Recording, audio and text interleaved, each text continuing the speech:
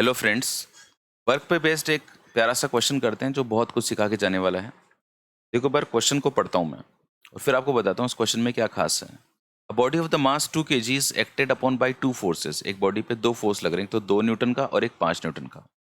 जो 2 न्यूटन वाला है ना, उसकी डायरेक्शन है आई के प्लस जे के, और जो 5 न्यूटन वाला है वो इस डायरेक्शन में लग रहा है। If the body is displaced from this point to this point then the work done is. देखो यार, क्वेश्चन को सॉल्व करने के पहले एक बार प्लानिंग कर लेते हैं। वर्क निकालना है तो मुझे F vector dot S vector करना पड़ेगा, force vector and S vector. अब मैं काम करता हूँ, सबसे पहले फोर्स निकालता हूँ, देन फिर डिस्प्लेसमेंट निकालूंगा। फोर्स कैसे निकाला जाए? अब फोर्स मेरे पास में दो हैं, F1 और F2। तो मैं पहले F1 निकालता हूँ। F1 की जो वैल्यू है वो कितनी होगी? देखो यार, कोई भी वेक्टर बराबर होता है उसका मैग्नीट्यूड एंड उसका डायरेक्शन। सो जो मैग्नीट्यूड है इसका वो कितना दे रखा है? 2 दे रखा है। और जो डायरेक्शन होता है वो किससे देते हैं? यूनिट वेक्टर से। यूनिट वेक्टर वो होता है, इसका मैग्नीट्यूड कितना होता है? 1। तो जो 2 न्यूटन है ये किधर लग रहा है? आई के प्लस जे केप की डायरेक्शन में लग रहा है। तो ये हो गया आई के प्लस जे केप। बट यार ये यूनिट वेक्टर नहीं है, क्योंकि आप देखो आई के प्लस जे केप का मैग्नीट्यूड निकाल के देखो आप। मैग्नीट्यूड कितना आएगा इसका? रूट आई केप के कोफिशिएंट का स्क्वायर प्लस जे केप के कोफिशिएंट का स्क्वायर, मतलब √2 आ रहा है। यार इसका मैग्नीट्यूड √2 आ रहा है, तो इसको 1 बनाना पड़ेगा, और 1 बनाने के लिए मुझे √2 से डिवाइड करना पड़ेगा।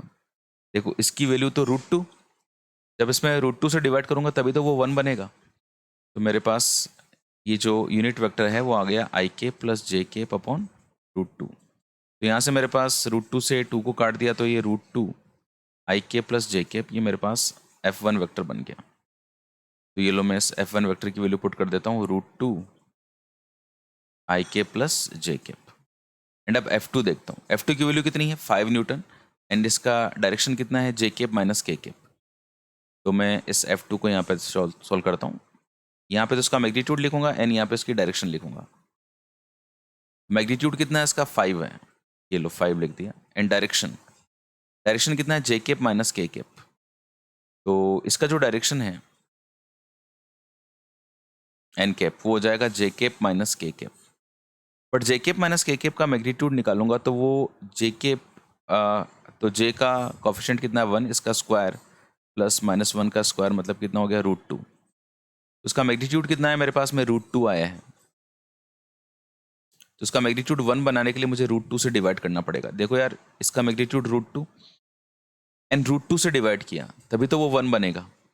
तो ये हो गया आपका जे cap minus K cap upon √2। ये मेरे पास वैल्यू हो गई। इस वैल्यू को मैंने यहाँ पे पुट कर दिया, 5 अपॉन √2 जे केप माइनस के केप। तो ये हो गया, देखो, √2 आई केप एंड √2 जे केप, तो ये रहा। 5 अपॉन √2 जे केप ये रहा। तो इनको एक साथ लिख देते हैं जे केप वाली टर्म्स को। तो ये 5 अपॉन √2 जे केप हो गया माइनस 5 अपॉन √2 के केप हो गया। इतना काम कर दिया देखो मैंने। ये मैंने फोर्स निकाल लिया। ओके, सबसे पहले मुझे फोर्स वेक्टर फॉर्म में से निकालना था, ये काम हो गया मेरा। अब डिस्प्लेसमेंट निकालता हूँ।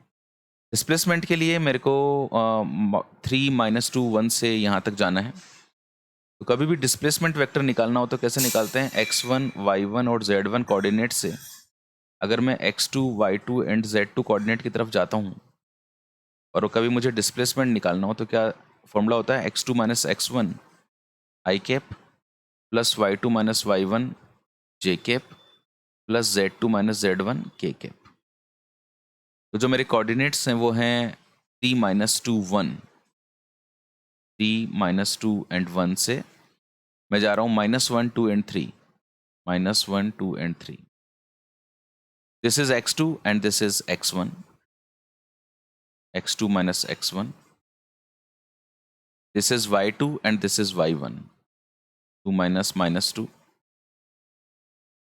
This is z2 and this is z1।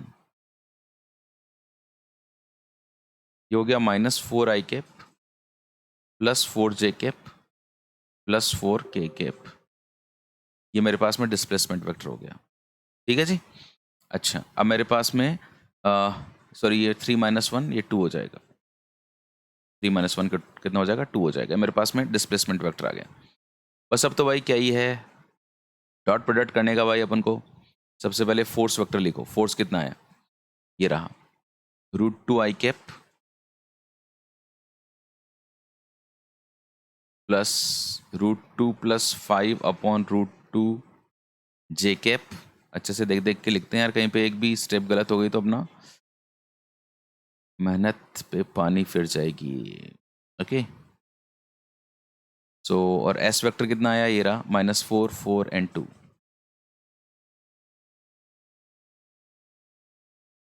ये आ गया मेरे पास डिस्प्लेसमेंट वेक्टर। चलो जी, मंजिल की तरफ बढ़ने वाले हैं हम, डॉट प्रोडक्ट करने वाले हैं। सबसे पहले मेरा बच्चा क्या करेगा, आई कैप की कोफिशिएंट्स को मल्टीप्लाई करेगा। डॉट प्रोडक्ट ऐसे तो करते हैं। फिर जे कैप की कोफिशिएंट्स को मल्टीप्लाई करोगे, इस 4 को इससे मल्टीप्लाई करो, इस 4 को इससे मल्टीप्लाई करो,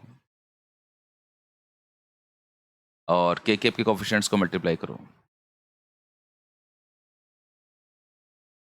ये कट गया भाई, ये 20/√2 - 10/√2। बढ़ रहे हैं हम हमारी मंजिल की ओर। 10/√2 आ गया। यार एक काम करते हैं, √2 से ऊपर नीचे मल्टीप्लाई कर देते हैं।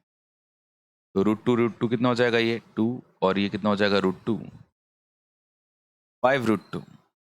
Okay this is my answer. जरा देखते हैं यार ऑप्शंस में कहाँ है। This one is 5√2। बल्ले बल्ले और शावा शावा।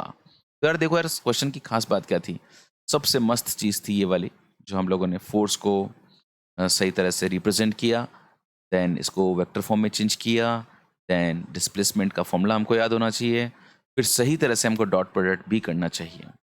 ओके मेहनत करते रहो और आगे बढ़ते रहो यार, मज़ा इसी में।